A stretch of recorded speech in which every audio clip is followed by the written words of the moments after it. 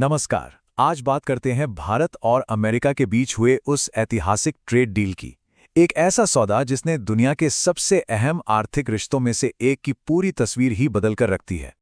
जरा सोचिए, हाल तक अमेरिका जाने वाले भारतीय सामान पर लगभग 50% का भारी भरकम टैरिफ लगता था।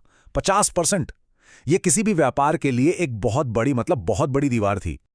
और अब अचानक से ये टैरिफ घटकर सिर्फ 18% रह गया है। ये ग्लोबल ट्रेड की दुनिया में एक बहुत बहुत बड़ा बदलाव है। तो चलिए, सबसे पहले ये समझते हैं कि आखिर पिछले एक साल में हुआ क्या था। कैसे ये ट्रेड रिलेशंस इतने तनावपूर्ण हो गए थे। तो सवाल यही उठता है ना, कि आखिर ये झगड़ा इतना बढ़ा कैसे। ऐसी क्या नौबत आ गई कि इतने बड़े सौदे की जरूरत पड़ गई।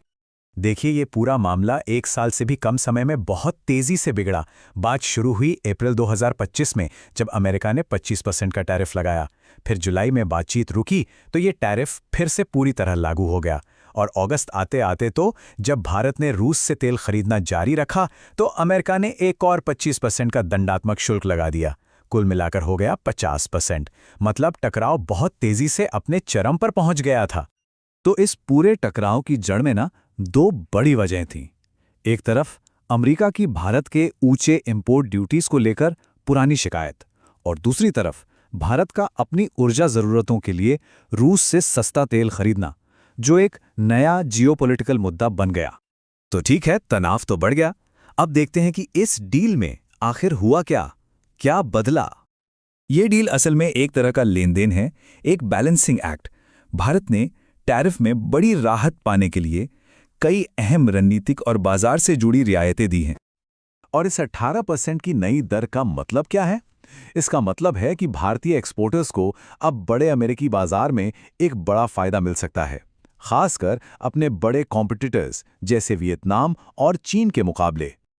और इस सौदे का एक और बड़ा हिस्सा ये है कि भारत ने अमेरिका से लगभग $500 बिलियन, जी हां, $500 बिलियन के ऊर्जा प्रौद्योगिकी और कृषि उत्पाद खरीदने का वादा किया है।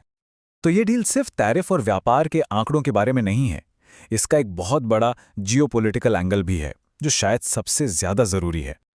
एक एनालिसिस में कहा गया है, और ये बात इस डील का सार है, कि यह सौदा भारत की अमेरिका के एक प्रमुख सहयोगी और हिंद प्रशांत में चीन के लिए एक महत्वपूर्ण संतुलन के रूप में भूमिका की पुष्टि करता है। तो साफ है, इस समझौते के पीछे की असली सोच रणनीतिक है। तो असली मकसद क्या है? अमेरिका भारत की पार्टनरशिप को और गहरा करना और चीन के बढ़ते असर को बैलेंस करने के लिए एक इकोनॉमिक ब्लॉक तैयार करना। तो ये सिर्फ ट्रेड नहीं है, ये एक स्ट्रेटेजिक अलाइनमेंट है। तो जाहिर है, दोनों ही देशों के लिए दांव पर बहुत कुछ लगा है। इसका असर मैन्युफैक्चरिंग नौकरियों से लेकर ग्लोबल सिक्योरिटी तक हर चीज पर पड़ेगा। लेकिन कहानी यहीं खत्म नहीं होती। इस डील की राह में बहुत सी चुनौतियां और जोखिम भी हैं। तो सवाल ये है कि इस डील की छिपी हुई कीमत क्या है, इसके संभावित खतरे क्या क्या हैं। ये चुनौतियां छोटी नहीं हैं। एक तरफ रूस के साथ दशकों पुरानी दोस्ती पर असर पड़ सकता है, दूसरी तरफ चीन की जवाबी कार्रवाई का खतरा है, फिर देश के किसानों के लिए भी खतरे हैं, और हाँ, रूस का सस्ता तेल छोड़ने से हमारा एनर्जी बिल भी बढ़ सकता है। तो इन सब मुश्किलों से निपटना इस डील की कामयाबी के लिए बहुत जरूरी होगा। एक और बड़ी चिंता है इस ट्रांजैक्शनल डिप्लोमेसी की, मतलब एक ऐसी विदेश नीति जहां हर रणनीतिक मदद के बदले एक बड़ी आर्थिक या राजनीतिक कीमत चुकानी पड़ती है। ये आने वाले समय में रिश्तों के लिए एक नई मिसाल बन सकता है। तो कुल मिलाकर ये डील भारत के लिए एक रणनीतिक खिड़की की तरह है, एक मौका है अपने मैन्युफैक्चरिंग बेस को मजबूत करने का।